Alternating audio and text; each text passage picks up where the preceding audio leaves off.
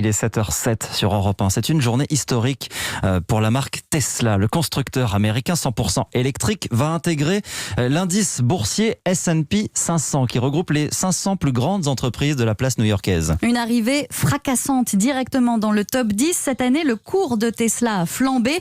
Alors comment expliquer ce phénomène ? Combien Tesla vend réellement de voitures et quels sont les futurs projets d'Elon Musk ? Dossier spécial ce matin sur Europe 1 avec vous d'abord Aurélien Fleureau. Bonjour. Bonjour. 2020 est-elle vraiment une année record pour Tesla ?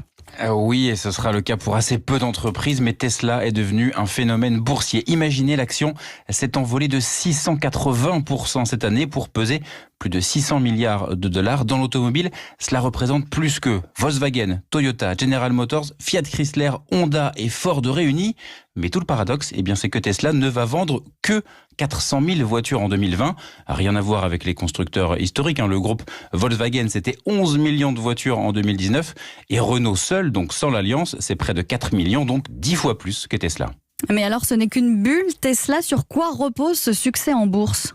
Ce que me disent les spécialistes, c'est que les marchés achètent une vision, cette image futuriste. Vous vous souvenez peut-être de la Tesla envoyée dans l'espace par SpaceX, propriété également d'Elon Musk, c'était en février 2018. Mais ce qui rend Tesla crédible désormais, c'est aussi la technologie, l'avance prise sur l'électrique. Goldman Sachs estime que la part de marché de Tesla dans l'automobile pourrait atteindre 30% en 2035. Pour l'instant, c'est entre 4 et 5% seulement. Et puis les capacités de production sont en train d'augmenter considérablement avec la construction de 2 gigafactories, 2 méga-usines en dehors des États-Unis, Shanghai et Berlin, avec à chaque fois l'ambition de produire 500 000 voitures par an. Et direction l'Allemagne, justement, à une trentaine de kilomètres au sud de Berlin. 1 an à peine après l'annonce du contrat passé avec la région, l'usine est déjà sortie de terre. Un chantier express à la Elon Musk qui tord le bras aux bonnes manières allemandes. En Allemagne, il fascine autant qu'il agace, Hélène Kohl. Pour la région autour de Berlin, c'est bien simple. Avant Tesla et ses 4 milliards d'euros, jamais personne n'avait investi autant d'argent. Le Brandebourg est plutôt connu pour ses pannes industrielles et ses finances bancales. Elon Musk brise tous les codes avec un enthousiasme communicatif. L'Allemagne, c'est cool. Nous voulons faire ici un endroit super sympa pour travailler. Ça va être super.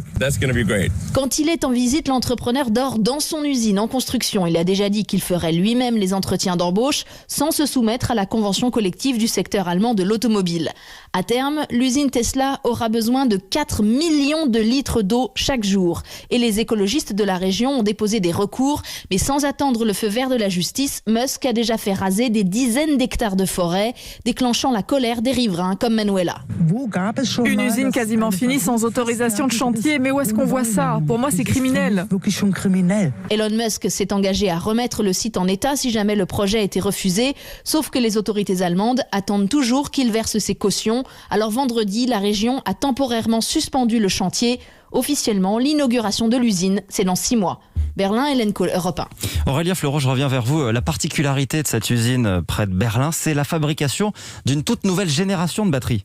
Oui, des cellules de batterie avec 30% d'autonomie en plus, sans cobalt, une avancée technologique majeure selon Armand Taïeb, le fondateur de Tesla Magazine. Cette innovation sur les batteries, c'est quelque chose qui va vraiment changer l'approche du véhicule électrique. J'en suis convaincu. On peut faire des batteries qui vont jusqu'à 1000 km, mais elles coûtent très très cher. Donc c'est vraiment cette production de batteries en masse qui permettra d'avoir un véhicule à 25 000 $ qui sera avec une autonomie, je pense, comparable à une Model 3 d'aujourd'hui.